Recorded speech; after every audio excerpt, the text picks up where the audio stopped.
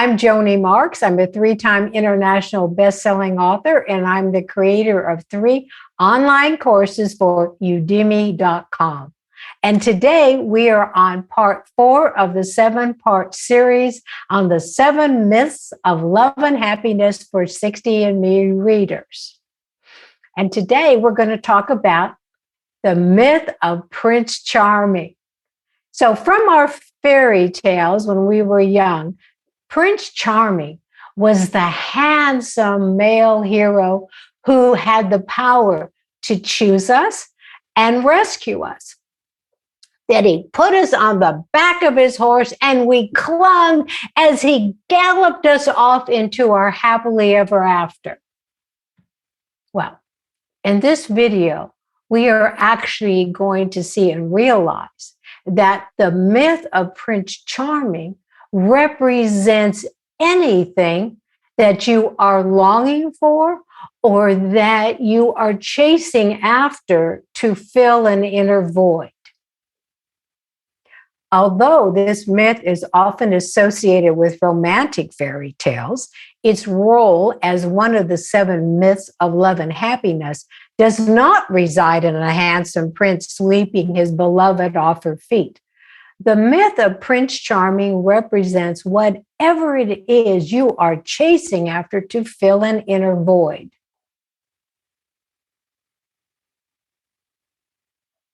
Being in a healthy, loving relationship is wonderful, and receiving genuine, kind compliments and acknowledgments can make you glow with happiness.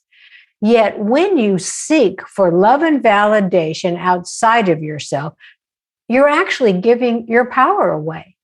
Therefore, the value of who you are is attached then instead to an outer object of desire.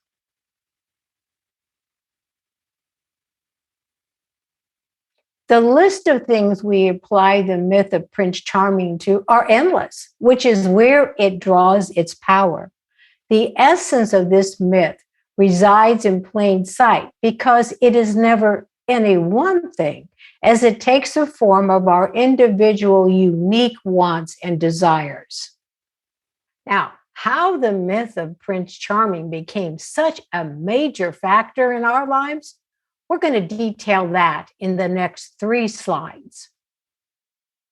For women over 60, we were born into, raised, and grew into adults during the golden age of consumerism.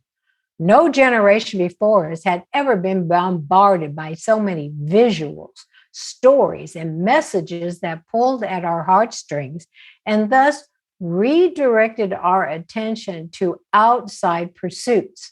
In whatever way the message appeared, the underlying pitch has been the same for most of our lives.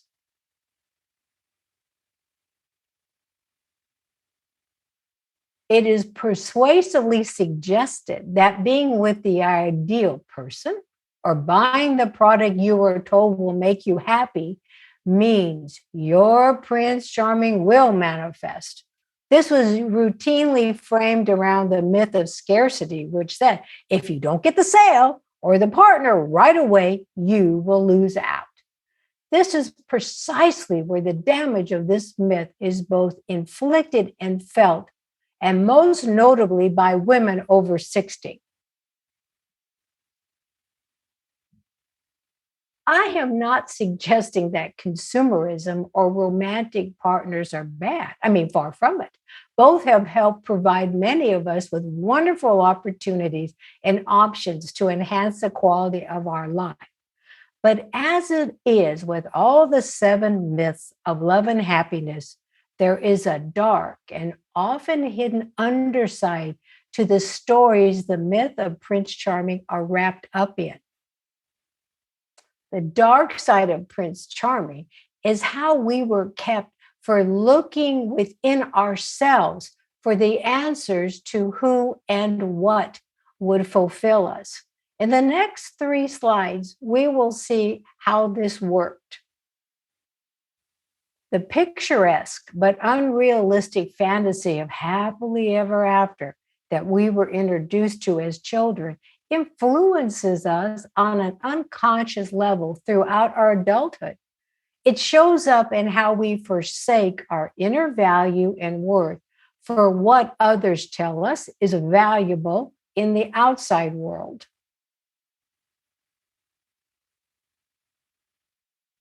Therefore, the real damage a Prince Charming produces is that it keeps you from looking inward for answers to who you are and what can fulfill you for the long term. The ideal happily ever after life promised by the myth of Prince Charming does not reside in the outside world. It is experienced by loving all of who you are from within. In my article on the myth of Prince Charming for the 60 readers, I detailed the benefits of three of the more proven effective ways for overriding the myth of Prince Charming. So, one, journaling your inner thoughts. Two, going inward via meditation. And three, speaking empowering affirmations. Be sure to read the article to get additional insights on each of these three. We have two upcoming slides. The first one are journal prompts. And the importance of journal prompts is that it integrates what it is you are learning so that you can take back your value and your power from the myth of Prince Charming. And the affirmations give you a chance to really listen to yourself. So please say the affirmations out loud. And the more times you say them, the stronger the connection will be made between your everyday conscious self and the supportive voice of your authentic true self. Create some time after this video to journal your answers to the following questions. One, what is in your life right now that truly makes you feel loved and fulfilled? Two, in the past, what objects of desire did you chase after, believing that by having them you would be loved, happy, and fulfilled?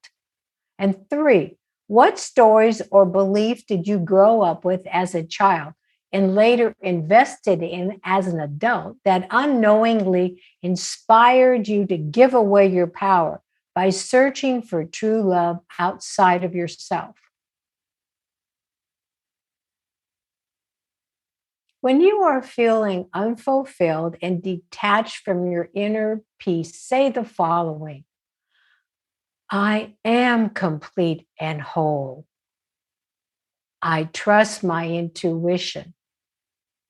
I am divinely guided. I am eternally fulfilled. I'm at peace with my life. I cherish who and what I am. I am one with the universe, or you might believe I'm one with God. I am always connected to true love. I am filled with gratitude and appreciation. And I am always connected with my higher self. Thank you so much for watching this video and reading the article in 60 And for more information, please see Finding True Love, the online course on udemy.com. And next week, we're going to talk about the myth of aging. But remember, you still need to look into your mirror, smile at yourself, and say, I am my own best friend. For I came into this world to be myself. For that I came. And thank you so much. Until we meet again, bye.